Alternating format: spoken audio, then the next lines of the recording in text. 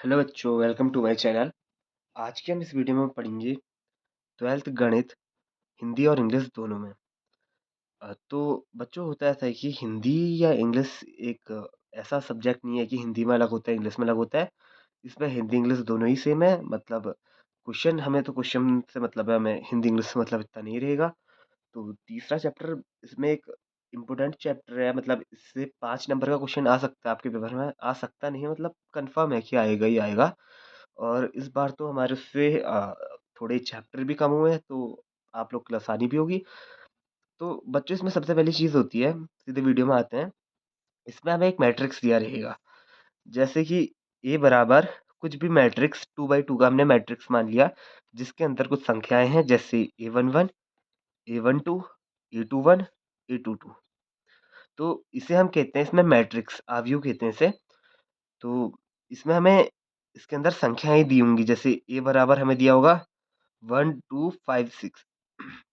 ये कुछ भी हो सकती है बच्चों, वो संख्याएं यही नहीं कि जो मैंने लिखी है यही होंगी, कुछ भी संख्याएं हो सकती है। और इस इन मैट्रिक्स में हमें दो चीज का ध्यान रखना पड़ता है, जिनमें से ये इस लाइन, सीधी लाइन को हम कहते हैं रो, और जो खड़ी लाइन होती है इसे कहते हैं हम इसे कहते हैं हम कॉलम। इससे हम कह देंगे बच्चों कॉलम। तो इसमें ज़्यादा कुछ पढ़ने वाली चीज़ नहीं है। तो हम सीधे इसमें प्रश्नावली में आएंगे। प्रश्नावली का जैसा हमारा पहला क्वेश्चन है कि आव्यूह ए हमें दे रखा है। इसके लिए आव्यूह की कोटि याद करनी है, अवयवों की संख्याएं याद करनी है, और अवयव A11, A21, A33, A24 और A23 याद करना है। तो पहले मैं सवाल उतारता हूँ बच्चों, फिर आपको बताता हूँ कि इसमें इसमें पूछा क्या गया है। तो बच्चों, मैंने यहाँ पे सवाल उतार दिया है। सवाल हमारा था कि हमें एक मैट्रिक्स दी है और अवयवों की कोटि पहचाननी है। तो कोटि बच्चों हम पहचानेंगे कि मैंने अभी आपको बताया कि ये रो होता है और ये कॉलम होता है। तो हमें ज़्यादा कुछ नहीं करना है, रो गुणा कॉलम करना है।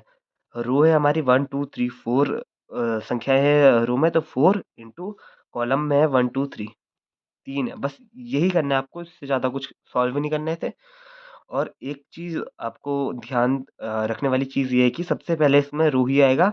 आव्यूह की कोटि में सबसे पहले रो आएगा, कॉलम नहीं आएगा, कॉलम पीछे आएगा। कोटि में सबसे पहले रो ही आएगा, ये आपको ध्यान रखना है। एक आंसर ये निकल चुका है। और दूसरा हमें पूछा गया है अवयवों की संख्या कितनी है। ये तो बच्चों बहुत आसान है, ये तो आप ही बता दोगे। अवयवों की संख्या पूछी गई है, तो अवयवों की संख्या अब हम करेंगे इसमें मल्टीप्लाई। मतलब अवयवों की संख्या इस पूरे कॉलम में कितनी संख्याएं दी गई है, 1 2 3 4, 4 दूनी 8, 4 तियां 12, 12 संख्या दी गई है। एक आंसर हमारा ये निकल गया है।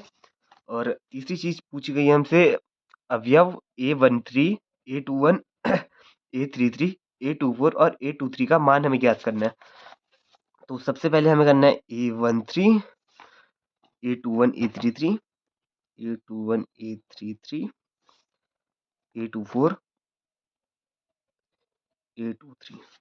ये हमारा तीसरा प्रश्न है।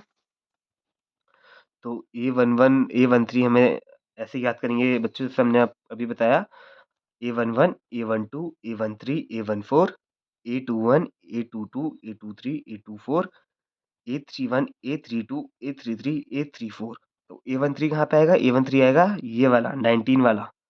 तो A13 हम लिख देंगे यहाँ पे 19। फिर आएगा A21 देखेंगे, A21 आएगा 35। A33 देखेंगे हम, A33 आएगा -5। A24 आएगा 12। A23 आएगा 5/2। तो बच्चों, ये पहला क्वेश्चन आपका हो चुका है। ऐसे ही अन्य क्वेश्चन भी हैं। तो अब हम आते हैं दूसरे क्वेश्चन पे अपने। तो बच्चों, ये रहा इसका दूसरा क्वेश्चन। ये क्वेश्चन बहुत ट्रिकी टाइप है। इसको इसमें मतलब ये क्वेश्चन पढ़ते समय आपको ध्यान रखना है कि इसमें पूछा क्या गया है। पहली चीज, तो इस क्वेश्चन में पूछा गया है, यदि किसी आव्यूह में 24 अवयव हैं, तो इसकी संभव कोटियां क्या हैं? 24 अवयव है, मतलब एक आव्यूह जो है, एक मैट्रिक्स जो है, इसमें 24 अवयव है, कुल 24 संख्याएं हैं उसमें। तो उसकी हम संभव कोटियां कितनी बना सकते हैं? मतलब कितनी रो, फिर रो गुणा कॉलम, जैसे मैंने बताया अभी आपको कि रो गुणा कॉलम होता है कोटियां। तो इस क्वेश्चन में करेंगे हम कि 24 अवयव हैं एक अवयव में, तो कितनी संभव कोटियाँ बनाई जा सकती हैं?